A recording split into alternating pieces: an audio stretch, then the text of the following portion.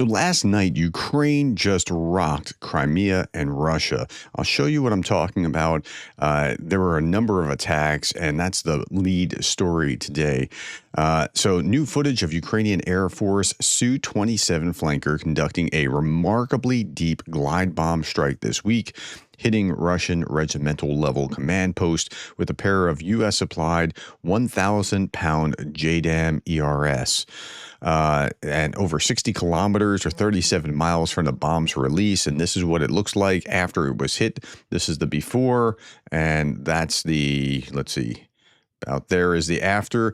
And if you look at here, they're walking around in the rubble here. This is in Lysychansk. Not for the first time, Ukrainian forces have struck a major command post in Lysychansk.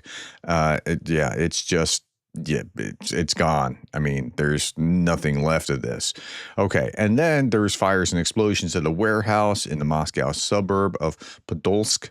So what's going on with that warehouse? And usually if there's a fire in a warehouse, we're a little suspicious. Russia, it's a paraffin factory. It blew up in Salavet, 1,200 kilometers east of Moscow. Paraffin is a stable petrochemical with wide applications in weapons, missiles, rocket propulsion, thermobaric and incendiary bombs, artillery shells, and much more. So, yeah.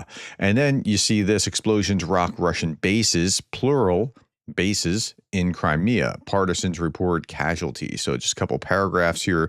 Reports of strikes on multiple Russian military bases. Explosions occurred near the settlement of Privalny in the southern Crimea. Targets included the base of the 126th Separate Guards Coastal Defense Brigade of the Russian Black Sea Fleet and the 8th Separate Artillery Regiment. Just another paragraph here. Eyewitnesses claimed the Russian Panzer S defense system was active in Sevastopol, reportedly firing at drones. In Alupka, 3 powerful explosions were heard near the coast. So there was a lot of stuff all around, but the primary one here was this artillery base, or this base that held a lot of artillery. The industrial zone in Podolsk, Russia, was also hit, but this is talking primarily about a long night for Russian forces. Massive explosions rocked a military ammo depot in occupied Crimea. Losses reported in 126th Brigade and 8th Artillery Regiment, as I just said. Major explosion in the Privalny base, Russian-occupied Crimea. Here's another look at it. It's big. In fact, the explosions are apparently still going on. Meanwhile, Russian-occupied Ukrainian Crimea, something's exploding, and because it's artillery, it's one bit of artillery sets off other artillery. The Russian ammo depot has been detonating for 3 hours, sending ordnance over a 10-kilometer area. Okay. And here's more views of this detonating for hours. A Russian munitions depot is just going off. Okay, so good hits, all military targets. Here's the location. Igor Shushko posted the location. I just copied and pasted, popped it into Google, and it shows us exactly where this thing was. And again, all military targets. This is quite unlike what the Russians tend to do to the Ukrainians when they hit at, civilians sleeping peacefully in their apartment blocks. Okay, 1,100 Russians off the battlefield, 13 tanks, 32 armored fighting vehicles, 36 artillery systems, 166 vehicles and fuel tanks. 1,100 is pretty low even for this month, brings it down to 1,233 for the month of May. It's been really low. I mean, it's like the fighting has gone from a high in December and January and then just dropped off and dropped off and dropped off. Now, we're expecting a summer offensive, but the summer offensive is going to be really interesting because the Ukrainian drones have demechanized. In fact, my next video is going to be about how Ukrainian drones have mechanized units. You can't use a wall of armor anymore because drones can take out that wall of armor. So be looking for that video. Casualties are below the 7-day average. Engagements are only slightly so. Equipment losses stay well above average. Good tank and APV losses. Now, the equipment losses you can count on drones having done that. Like if you look at the thing again, here it is: 166 vehicles and fuel tanks. Well, those are taken out by drones more than likely. 6,000 now Russian officers have been eliminated in the Russian invasion of Ukraine since 24 February, and this is by using public data about obituaries and grave markers and things along those lines. So that's a lot. Okay. And then if we look at the milestones, so we were just talking about how there's 900, I don't know if I even said this, 971,690 Russian personnel off the battlefield. That's almost a million. When do we get to a million? Well, if you're just calculating by where we are now day over day, you'll get to a million by about June 9th. So that's given the average of what's been accumulating. Now, you would need to have 1770 daily losses, and we haven't seen this kind of number since like January, in order to get there by June 1st. But June 9th, you'll get there to a million Russian casualties. It's almost hard to even believe I'm saying a million Russian casualties. Like that's a lot. And I was predicting late May back in December, because December, January, it was still much higher, but June 9th, it's right around the corner. Ukraine shot down 73 Shahed drones overnight, neutralized 36 decoy UAVs that failed to reach their targets. Russia launched 112 drones from multiple directions, targeting, well, civilian apartment blocks and things along those lines. Here's the night before the Istanbul talks.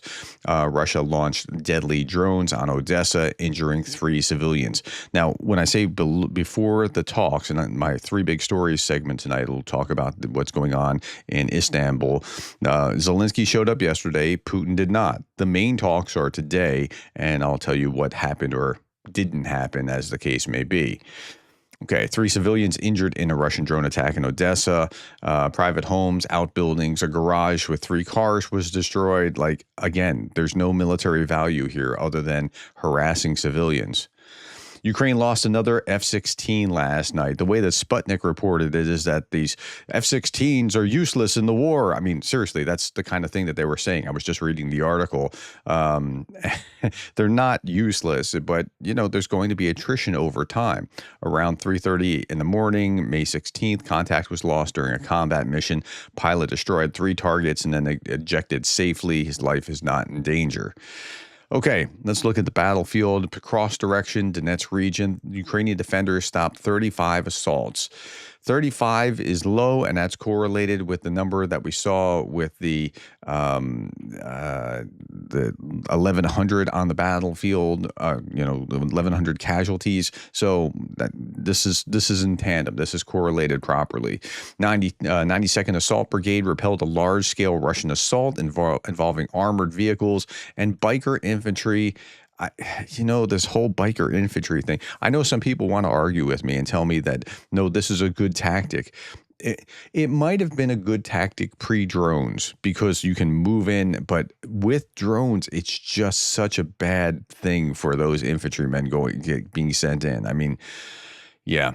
Okay. Russian FAB 500 bombs accidentally dropped from a plane, landed in a residential yard in occupied Donetsk region. So this is the Russians actually dropping a bomb on Russian occupied territory accidentally. Now, meanwhile, in Russia, Putin fired General Oleg Salyukov, the commander-in-chief of the Russian ground forces.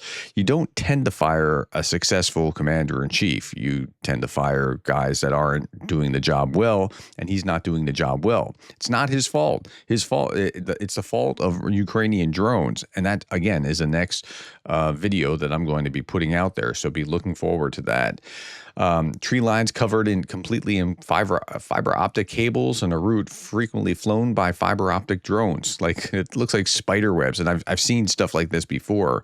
Yeah, and they use fiber optic because fiber optic can't be knocked down by electronic warfare. A battalion of Flying Skull catches the moment of a Ukrainian Air Force strike on a Russian FPV drone base. The drone operators are a juicy target for either side's armies because they wreak so much havoc. And Ukraine has an edge, at least for now. They have an edge, but yeah. This is the defense of Ukraine. There's no place for Russian drones in the sky over Ukraine. I find watching drones knocking down drones to be fascinating for some reason.